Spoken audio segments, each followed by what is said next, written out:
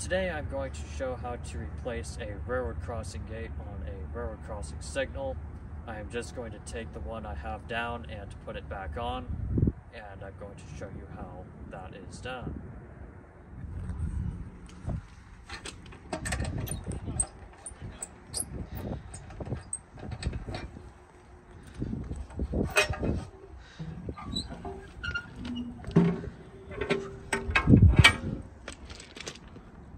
I'm going to drive the gate down.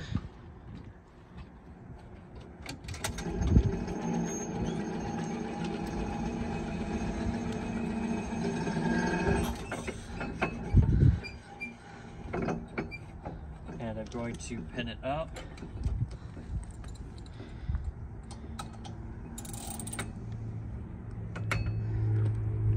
So now if I lift it up, it's not going to go any higher than that. And the counterweights will shift the gate mechanism arms back up, and that's why I'm pinning it up right now. To remove a railroad crossing gate, if the shear bolts are not sheared already, you will have to take them off.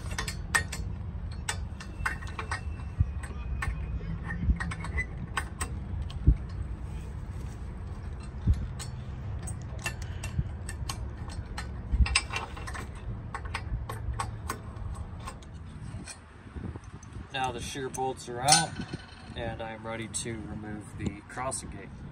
When removing a railroad crossing gate, you want to make sure that you are kind of balancing the gate if there is one person.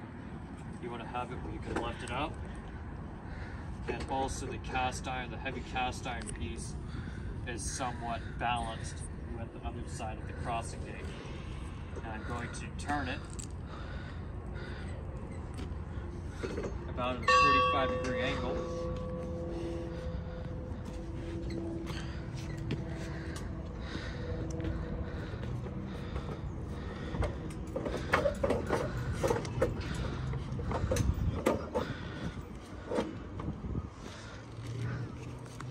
And it seems like the center is right here. And there we go.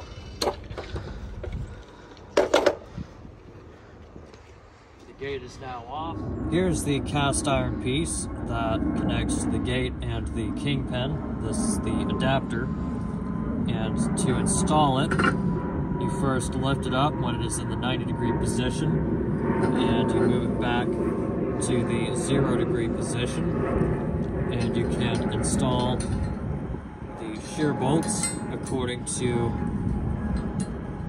the length of the gate. The location of the bolts and the amount that you'll need will differ. But for this one, there's only 2 that are needed, and spots 1 and 2 right here. And the third one is left empty. And here's the kingpin right here as a funnel shape. And then there are 2 bars sticking out, which latch on to the 2 bars sticking inside here, and that will allow you to install the adapter, but at the same time hold it in place once it's in the 0-degree position. And you cannot install the gate at the 0-degree position. You have to turn it 90 degrees and then flip it back to 0 once it's on. And that's also so you can keep the gate out of traffic, and also so it doesn't come off out of the blue when it is in service.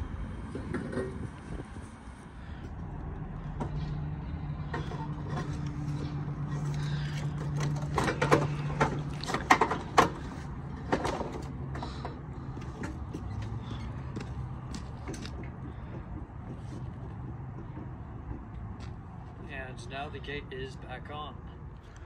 I am now going to install the shear bolts.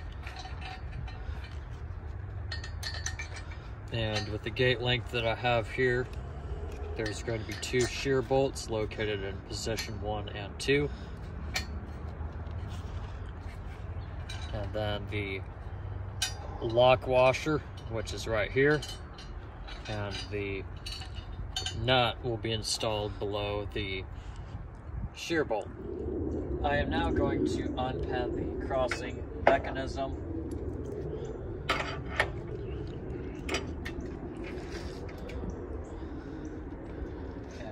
plate is now ready to be driven up.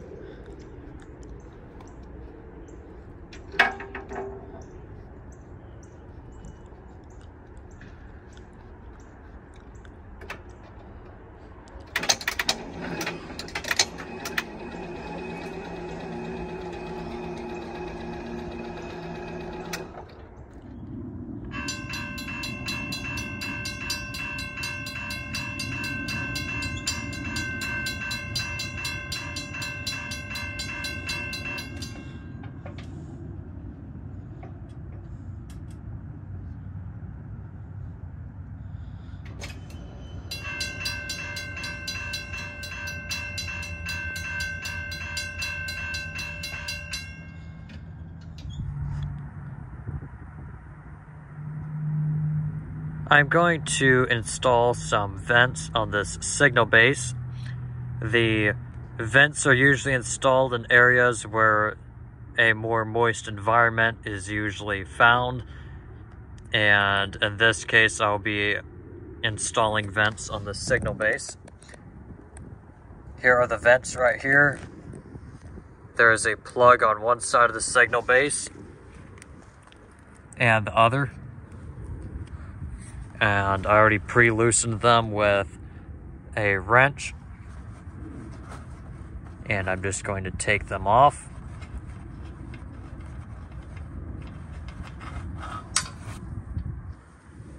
As you can see, there are some threads on the inside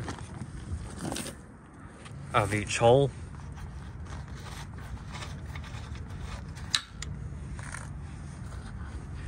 And I'm going to install these.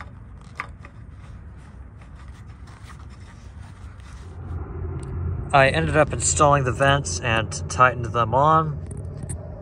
And this is what they look like when they're properly installed. They should not be facing up, as it will allow water inside. But that just equalizes the air from the outside and inside, the moisture. That way it will prevent corrosion from happening on the inside.